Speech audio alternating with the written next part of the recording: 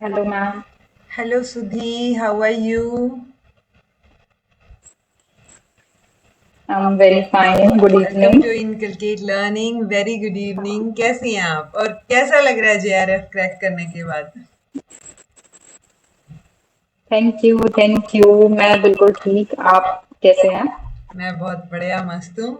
आप बताइए, अपने बारे में बता दीजिए एक मुझे बार इनकलकेट लर्निंग के व्यूअर्स को, और फिर अपनी स्ट्रेटजी के बारे में बताइए। हम डायरेक्ट टू द पॉइंट बात करते हैं, चलो। first of all, thank you so much for inviting me for this interview. And this is such an honor to be interviewed by someone जिसने मुझे पूरी जर्नी में गाइड किया है। तो thank you so much for that. अपने बारे में बताऊं तो मेरा नाम सुधि गुप्ता है। मैं यूपी में रहती हूँ और मैंने स्टडीज में पहले बीएससी किया, फिर बीएड, देन एमएड और प्रेजेंटली मैं पीएचडी कर रही हूँ। ओके, कहाँ एक से? यूनिवर्सिटी एंट्रेंस के थ्रू मैंने टीम में एडमिशन लिया था।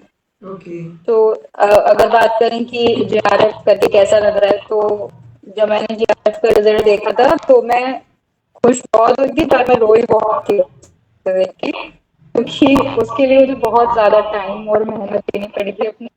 तो मतलब ऑलमोस्ट एक ऐसा पॉइंट आ गया था कि लग रहा था गिव अप कर देंगे कि अब नहीं हो रहा तो छोड़ो, नहीं करना है। जब उसका रिजल्ट आया था, नेट की भी उम्मीद नहीं थी और वो जेआरएफ का रिजल्ट आया, तो बस रोना आ गया रिजल्ट देख के। तो मैं बहुत ज्यादा खुश हूँ रिजल्ट से। ओके, स्पेशली जब इतनी लंबी जर्नी रही हो ना कि अच्छा आपने पीएचडी में एडमिशन भी ले लिया है, पीएचडी चल रही है हाँ और जी। जेआरएफ अभी पेंडिंग है, तो आई कैन अंडरस्टैंड वो फीलिंग कि अच्छा अब हुआ है फाइनली जाके। तो क्या स्ट्रैटेजी रही और आपको क्या लगता है इतना टाइम क्यों लग गया, क्या गड़बड़ रही? मैम, सबसे पहले तो जो लोग फर्स्ट अटेम्प्ट में एग्जाम क्लियर करते हैं उनके लिए बहुत रेस्पेक्ट है। ये बहुत मेहनत मांगता है एग्जाम। तो अब जिन लोगों ने फर्स्ट अटेम्प्ट में किया है या फिर जिनकी स्ट्रैटेजी आपने ऑलरेडी शेयर कर रखी है, वो सब यही मतलब एक ही ऑलमोस्ट सेम ही होती है उनकी स्ट्रैटेजी कि हमने पहले सिलेबस समझा और उसके बाद हमने कंटेंट को समझा, नोट्स बनाए, प्रीवियस ईयर क्वेश्चंस किया करे और कंसिस्टेंसी से प्रैक्टिस हम करते रहे, तब हमारा रिजल्ट अच्छा गया। राइट। बट जो लोग जो लोग मल्टीपल अटेम्प्ट्स में एग्जाम क्लियर करते हैं, उनको ये पता होता है कि क्या हमें नहीं करना है राइट, एक्चुअली, राइट। हमारी जो वीकनेसेस हैं वो क्या रह गई, हमने क्या स्टूपिडिटी कर दी हमारी प्रिपरेशन में, वो सब उन्हें पता होता है। तो मैं एक वो नॉर्मल स्ट्रेटेजी तो नहीं बताऊंगी जो जनरली लोगों की होती है, मैं वो वो सबको बताऊंगी पता जो है। मुझसे गलतियां होंगी, जो मुझे नहीं राइट। करनी। कि जो नहीं करनी चाहिए, क्योंकि तो बहुत सारे बच्चे ऑनेस्टली अभी भी हैं जिनका दो तीन क्वेश्चन से या दो तीन मार्क्स से जेआरएफ रह रहा है, हर बार ना तीन चार बार से दे रहे हैं जो। हाँ जी, मैं उन्हीं में से एक बच्ची हूँ, मतलब एक इंसान हूँ जिसका दो दो या चार चार नंबर से ऐसे रह जाता है, तो बहुत ज्यादा होपलेस हो जाता है इंसान उस वक्त जाके। मैंने ऑनेस्टली बोलूँ तो मैंने अपना फर्स्ट अटेम्प्ट ऐसे ही दे दिया था, कैजुअली जाके। मुझे सिर्फ पेपर देखना था कि कैसा आता है, मुझे कोई आइडिया नहीं था उसका। तो उसमें जाके देखा तो मेरे लगभग कट ऑफ से 10 या 12 मार्क्स नीचे थी मैं। तो मुझे लगा कि चलो थोड़ा प्रिपेयर कर लेंगे तो हो जाएगा। तो मैंने सिर्फ उन 10 से 12 मार्क्स को कवर करने के लिए ही थोड़ा पढ़ा और फिर मैं अपना सेकेंड अटेम्प्ट देके आई।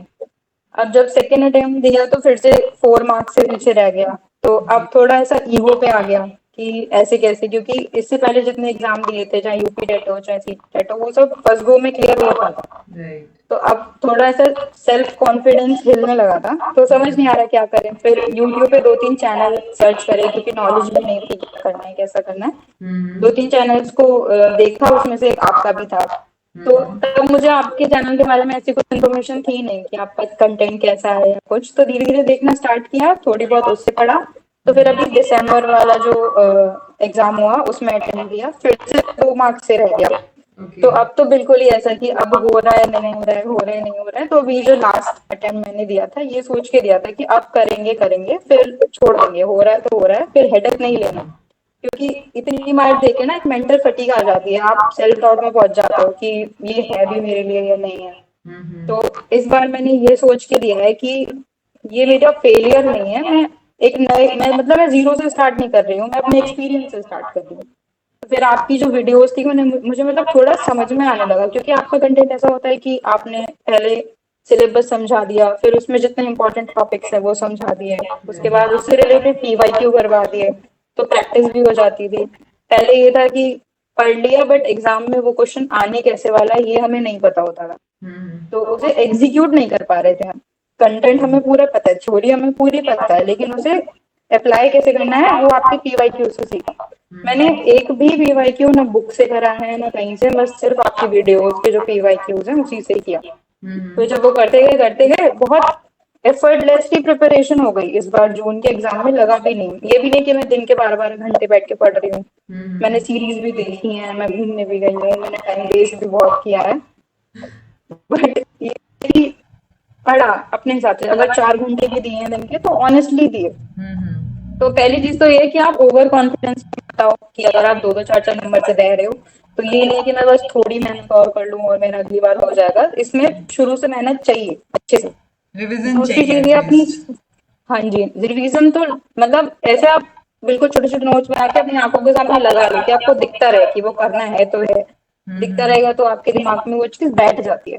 राइट। दूसरी चीज अपनी स्ट्रेंथ को पहचानो, पेपर एनालाइज करके अपनी वीकनेसेस को पहचानो, ये देखो कि आपने स्टूपिडिटी कहाँ पे करी है। जैसे थोड़ी फनी चीज है, मैं अभी भी इस बार भी जो एग्जाम देके आई हूँ उसमें भी मैंने बहुत स्टूपिड चीज करी है कि एक नॉर्मल सा कंप्यूटर का क्वेश्चन था टोपोलॉजी का और मैं उसमें उस क्वेश्चन को गलत कर दिया हूँ। तो अपनी उस छोटी छोटी गलतियों को पहचाना नहीं करना होता है हमें। राइट। बाकी जो मेरी वीकनेसेस में कमीशन, एजुकेशन कमीशन मेरा कभी वो नहीं रहा, कभी मैं मैथ्स बैकग्राउंड की रही हूँ तो कभी मैंने ध्यान पढ़ी नहीं, तो उनको बार बार रटो एकदम।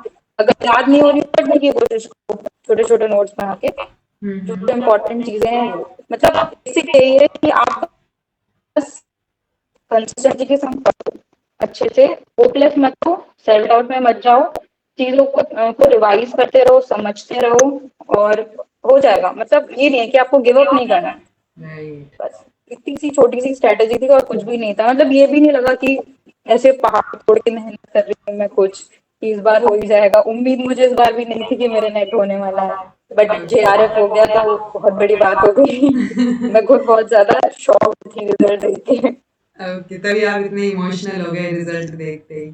तो बीच में आपकी थोड़ा सा नेटवर्क हाँ इश्यू जी। रहा, जिनको समझ नहीं आया मैं बता देती हूँ। सुधी ने सिंपली ये बोला अपनी वीकनेसेस को पहचानना है, स्ट्रेंथ्स को पहचानना है, चीजों को एनालाइज करना है। जो कि मैं इस बार पहले ही जब मैंने लाइव क्लास ली थी मैंने बोला भी था रिजल्ट के टाइम पे, जिन बच्चों का दो दो चार चार मार्क्स से रह रहा है वो तो अपनी रिस्पॉन्स शीट ही डाउनलोड करके प्रिंट करवा लो, क्योंकि एनालाइज करना पड़ेगा आपको और वो सिर्फ आप कर सकते हो और कोई नहीं कर सकता आपके बिहाफ पे, राइट।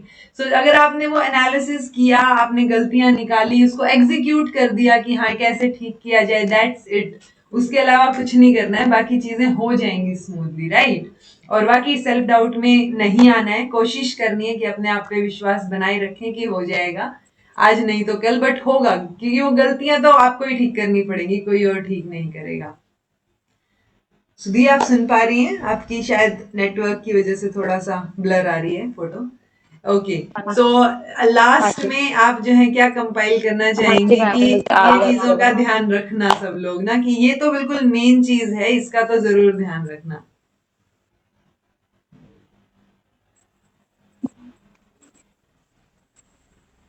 मैं लास्ट में यही बोलना चाहूंगी कि जिन लोगों को भी जिनका फर्स्ट अटेम्प्ट में होता है बहुत अच्छी बात है, ब्लेस्ड है। मतलब इसमें मेहनत भी चाहिए और थोड़ी सी हमें मेहनत किस्मत भी लक चाहिए होती है कभी डेस्टिनी, हाँ कभी। थोड़ा सा कि मुझसे कैसा किसी ने पेपर कहा था आएगा। जब मैं होपलेस हो रही थी, जो हम हमारे फ्रेंड्स वगैरह होते हैं वो एनकरेज करते हैं हम्म। हमें, मुझसे किसी ने कहा था। हम्म। हेलो, हाँ हाँ आ रही है आपको आपकी आवाज आ रही आवाज। आपकी आपको किसी ने कहा था?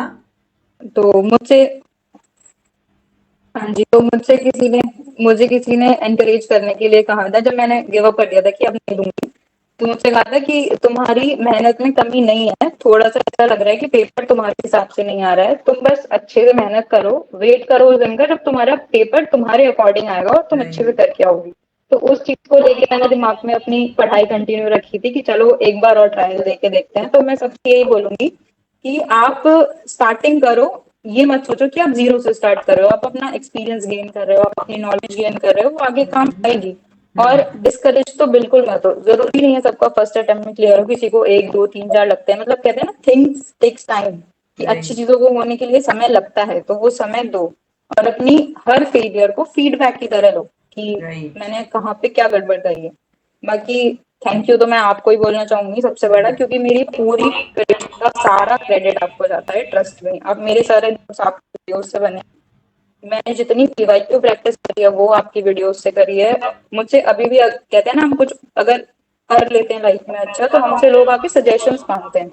मुझसे आप पूछते हैं लोग कि तुमने कहाँ से प्रिपरेशन करी, क्या कोचिंग ज्वाइन करी वगैरह, तो मैं उन्हें सीधे आपके चैनल का नाम बताती हूँ, ये वाला चैनल है, मैं शेयर करूंगी, यहाँ जाओ, यहाँ सब मिलेगा। और मेरे लिए तो ये मेरा सब्जेक्ट एजुकेशन है, तो मुझे वो भी आपकी तरफ से मिलता है, पेपर 1 और पेपर 2 दोनों। राइट तो वो बहुत बहुत बड़ी गाइडेंस थी मेरे लिए, तो thank thank you you Sudhi, Kerry ma'am. Thank you so plus much paper because 1 को भी, हाँ प्लस हाँ पेपर 1 हाँ जी, पेपर 1 को भी उतनी ही इम्पोर्टेंस दो जितनी पेपर 2 को दे रहे हो आप। मेरी स्ट्रेंथ पेपर 1 थी, तो मैंने ज्यादा किया। मेरे पेपर 1 में 42 क्वेश्चन सही गए हैं 50 में से, ओके और पेपर 2 में थोड़े कम गए हैं उस हिसाब से, क्योंकि मेरा एजुकेशन का सब्जेक्ट थोड़ा सा वीक है। तो मैंने अपने पेपर 1 पे ज्यादा फोकस की, 50 में से 42 क्वेश्चन में सही करके आई, ताकि मुझे उधर कम बर्डन लेना पड़े। तो दोनों चीजों को बैलेंस करके चलना है बस इसमें, तो राइट यानी आसानी से दोनों एग्जाम चीजों क्लियर को हो जाए। बैलेंस करके चलना है, पेपर 1 पेपर 2 सबकी अपनी स्ट्रेंथ्स और वीकनेस होती है, तो आपको अपनी स्ट्रेंथ्स को और कम वो बढ़ाना है, उनको और अच्छा बनाना है, और वीकनेस को थोड़ा बेटर करना है कि वो वीकनेस बिल्कुल लेके ना डूब जाए, राइट। और बाकी ये सारा सुधी का ही क्रेडिट है, ठीक है, उन्होंने पढ़ा है, क्योंकि मैंने समय हर वीडियो में यही बोल रही हूँ कि मैंने सबको पढ़ाया है इन जनरल, बट इनमें से इन बच्चों का हुआ, इन्होंने मेल किया, सो दैट्स ग्रेट कि आप लोगों ने एक्नॉलेज किया। वरना बहुत बार होता है ना कि आप कोई लोग करते हैं बट कहीं और जाके इंटरव्यू देना, या कई बार वो बोल भी नहीं पाते, कुछ लोग ऐसे भी होते हैं जो बता नहीं पाते या कॉन्फिडेंस नहीं होता, बिकॉज एक आधे बच्चे ऐसे भी हैं जिनका हुआ है क्लियर, उन्होंने मेल भी किया है, बहुत अच्छा सा एक्नॉलेज किया है, बट वो कंफर्टेबल नहीं है, कॉन्फिडेंट नहीं है कि वो इंटरव्यू दे पाए, राइट। बट आप लोग लकी हैं कि सुधी ने हमें इंटरव्यू दिया है और इन्होंने वो गड़बड़ बताई है कि जो नहीं करनी है, राइट। सो ये उन बच्चों के लिए बहुत जी हेल्पफुल इंटरव्यू होने वाला है जिनका 2-2 4-4 बार से रह रहा है या 2-2 4-4 मार्क्स से रह रहा है। तो उनको ये पॉइंट्स ध्यान में रखने, ये पॉइंट बहुत अच्छा था कि ओवर कॉन्फिडेंस में नहीं आना है कि अरे इजी था, बस 2-4 नंबर से रहा है, कर ही लेंगे। तो वो कर ही लेंगे में कई बार उतनी मेहनत नहीं जा पाती जितनी जानी चाहिए, राइट। सो और हाँ जो जी फर्स्ट अटेम्प्ट में करते हैं उनको थोड़ा सा ऐसे लगता है कि हो ही जाता है, बट हाँ ये चीज बहुत अच्छी बोली आपने कि फर्स्ट अटेम्प्ट में करते हैं वो ब्लेस्ड भी हैं और मेहनत उनकी रही होगी, बिकॉज ये चीज मैं भी कई बार बोलती हूँ कि आपने जो पढ़ा है जरूरी नहीं है वो पेपर में आए। सो हमें कोशिश करनी है कि जो आप पढ़ के जा रहे हैं उसको कैसे यूटिलाइज किया जा सकता है, कि कैसे एलिमिनेशन से क्वेश्चन सोल्व हो सकता है, या किन किन तरीकों से वो क्वेश्चन जो है हमारा अटेम्प्ट हो जाए, सही हो जाए जो हमने पढ़ा है उससे। So thank you so much सुधी हमसे जुड़ने के लिए, and all the best for your PhD. जल्दी जल्दी से पीएचडी कीजिए और डॉक्टर सुधी थैंक गुप्ता यू, जल्दी से बन जाइए, ठीक है। आगे की बहुत लंबी थैंक यू जर्नी है, मैम, अभी थैंक तो you so assistant much. Professor की और बाकी लाइफ पड़ी है पूरी। So all the best for your journey, take care and thank you so much for connecting with me. Thank you.